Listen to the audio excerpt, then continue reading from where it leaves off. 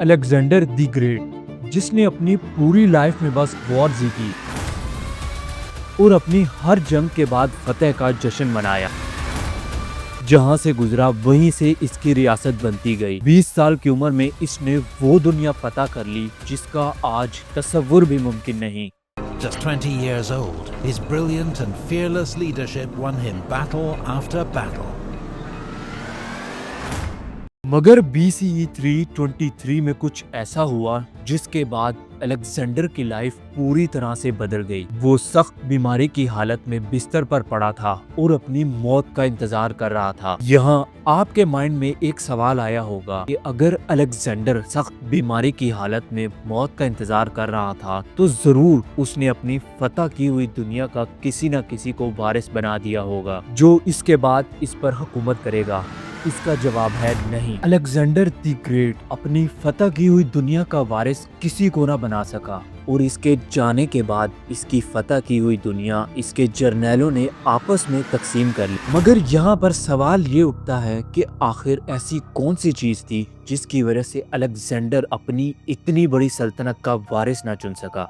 आपको भी थोड़ी ही देर में सारा मामला समझ आ जाएगा। बाय द वे तुम भी तो 20 साल के हो चुके हो। डेफिनेटली तुमने भी तो अपने फ्यूचर को लेकर बहुत से ड्रीम्स देखे हैं, मगर उन ड्रीम्स को अचीव करना तो दूर की बात, तुम्हें तो अपनी लाइफ में कहीं दूर दूर तक सक्सेस नजर नहीं आ रही। आखिर क्यों? अपने एजुकेशन सिस्टम की वजह से। ओह कम ऑन, क्या तुम्हें भी ये लगता है कि तुम एजुकेशन ट्रैप में फंसे हो? अगर लगता भी है तो इसमें कोई बड़ी बात नहीं है, क्योंकि तुम्हें हर जगह यही बताया जा रहा है कि एजुकेशन सिस्टम आपको स्लेव बना रहा है, आपके ड्रीम्स को जाया कर रहा है या आपको 9 to 5 जॉब वाले ट्रैप में फंसा रहा है। मगर बिलीव मी, ऐसा बिल्कुल नहीं है। तुम्हारे सक्सेस ना होने के पीछे वो झूठ है जो तुम रोज अपने आप से बोलते हो। जब भी तुम्हारे माइंड में कोई काम करने का ख्याल आता है, वो काम जो तुम्हारी सक्सेस का रास्ता बन सकता है, तुम फौरन अपने आप से वही झूठ दोबारा बोलते हो और वो झूठ है कल करूंगा। देखने और सुनने में तो ये एक 3 वर्ड्स का सेंटेंस है, मगर इस 3 वर्ड्स के सेंटेंस की वजह से अलेक्जेंडर द ग्रेट अपनी फतह की हुई दुनिया का वारिस ना चुन सका। वो बीमारी की हालत में यही सोचता रहा कि अभी मेरी जिंदगी खत्म होने में कुछ दिन बाकी हैं, इसलिए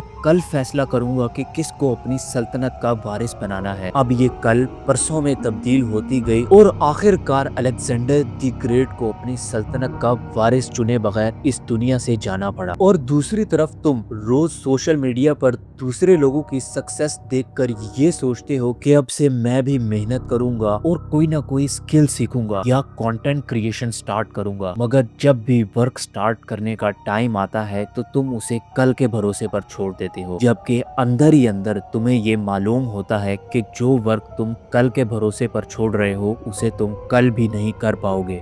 बिल्कुल इसी तरह अब ये कल परसों में, परसों हफ्तों में और हफ्ते महीनों में बदल गए, मगर तुम वहीं खड़े हो। इस पॉइंट पर आकर माइंड में बहुत से क्वेश्चंस आते हैं कि आखिर क्यों हम हर बार अपने आप से यही सेम झूठ बोलते हैं? क्या हमारा माइंड ही तो झूठ बोलने के लिए प्रोग्राम नहीं किया गया? बस कुछ ही और मिनट और आपके सारे सवालात के जवाब आपके सामने होंगे। और हाँ, इस डॉक्यूमेंट्री के एंड पर मैं आपको एक ऐसा चीट कोड बताऊंगा जो 99.7% आपकी लाइफ से हमेशा के लिए इस झूठ को गायब कर देगा। तो क्या आप तैयार हो?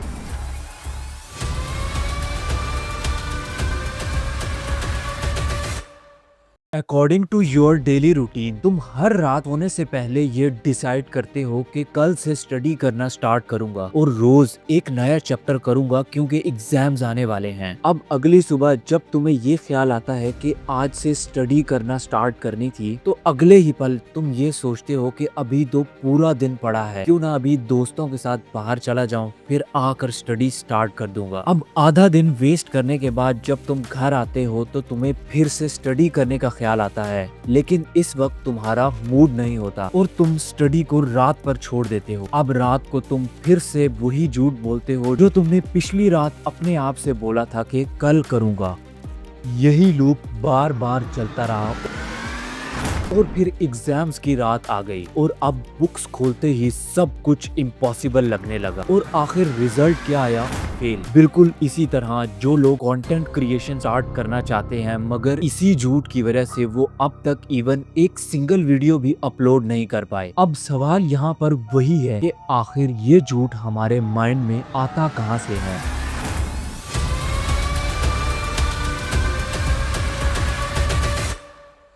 चलो एक एग्जाम्पल से समझते हैं। इमेजिन करो उसी रात में जाकर जब तुमने ये डिसाइड किया था कि मैं रोज एक चैप्टर तैयार करूंगा। जरा सोचो कुछ सेकंड्स के लिए, अगर तुम अपने माइंड से एक चैप्टर तैयार करने के बजाय ये कहते कि एक क्वेश्चन तैयार करते हैं तो 99% यहाँ पर रिजल्ट चेंज होता। आई एम श्योर तुम उसी वक्त उठते और उस एक क्वेश्चन को प्रिपेयर करने में लग जाते। शॉक क्यों हो गए? ये एक सिंपल सी माइंड गेम है, आइए इसे समझते हैं। दरअसल हमारे माइंड की एक वीकनेस है और वो वीकनेस है लार्ज स्केल पर वर्क करना। जब भी हम अपने माइंड को कोई बड़ा टास्क असाइन करते हैं तो हमारा माइंड अलार्मिंग सिचुएशन में चला जाता है। दरअसल हमारा माइंड एनर्जी को सेव करने के लिए प्रोग्राम किया गया है। हमारा माइंड लार्ज स्केल पर वर्क करने के बजाय हमें वो काम करने का कहता है जिसमें कम से कम एनर्जी कंज्यूम हो, जैसे कि रील स्क्रॉलिंग करना, गेम्स खेलना या दोस्तों के साथ पार्टी करना। तो जब भी आपने अपना वर्क स्टार्ट करना हो तो उसे स्मॉल पार्ट्स में डिवाइड कर दो। इसी तरह से ही आपका माइंड वर्क स्टार्ट करना एक्सेप्ट करेगा। और वैसे भी अगर एक दफा वर्क स्टार्ट हो जाए तो रिदम बन जाता है और बहुत जल्द वर्क कंप्लीट हो जाता है। So break your work into small part.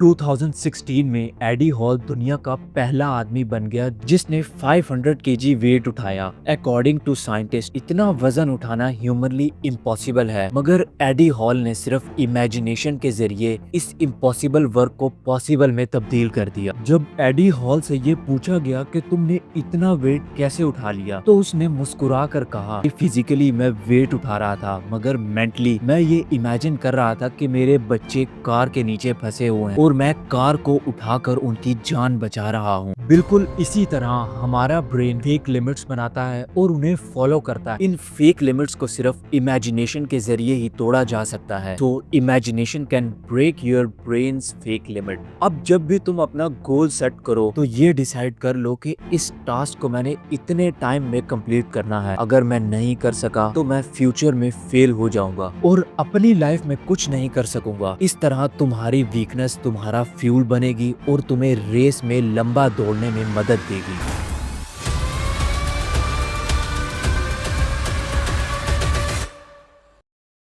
Leonardo da Vinci, सही समझे आप, वही जिसने मोनालिसा की पेंटिंग बनाई। दुनिया का पहला आदमी जिसने हेलीकॉप्टर का रफ डिजाइन बनाया। इतना सब कुछ करने के बाद भी डा विंची के कुछ ऐसे प्रोजेक्ट्स थे जिन पर वो वर्क करना चाहते थे मगर कर नहीं पाए। सेकंड में 1519 को जब डा विंची इस दुनिया से चले गए तो उनकी एक डायरी मिली जिस पर उनके अधूरे ख्यालात बिखरे पड़े थे। अब यहाँ पर सवाल ये आता है कि ऐसी कौन सी ताकत थी जिसकी वजह से डा विंची अपने न्यू प्रोजेक्ट्स पर वर्क नहीं कर पाए? क्या वो कोई जानलेवा बीमारी थी या कोई मैजिक था? इस सब के पीछे भी वही सेंटेंस था कि कल करूंगा। जिस सेंटेंस को आज आप इतना अनइम्पोर्टेंट समझ रहे हैं उसने हिस्ट्री के इतने बड़े इंटेलिजेंट ह्यूमन को भी धोखा दे दिया। इस डॉक्यूमेंट्री के स्टार्ट में मैंने आपसे कहा था कि मैं आपको एक ऐसा चीट कोड दूंगा जिसके बाद आप इस कल करूंगा वाले सेंटेंस से हमेशा के लिए आजाद हो जाएंगे। और वो सेंटेंस है कि कल मेरा नहीं है, मेरा सिर्फ आज है। इसका मतलब है मैं आज ही वर्क करूंगा और कल अपनी वर्क की सक्सेस को एंजॉय करूंगा। अगर आप इस एक सेंटेंस को अपनी लाइफ पर इम्प्लीमेंट करते हैं तो आपको सक्सेस होने से कोई नहीं रोक सकता। इस अल्टीमेट सेंटेंस के साथ आपके लिए एक अल्टीमेट चैलेंज भी है। इस डॉक्यूमेंट्री को बंद करने से पहले नीचे कमेंट बॉक्स में अभी लिखो और वो काम करना स्टार्ट करो जिसे आपने कई महीनों से कल पर छोड़ रखा है। Good luck.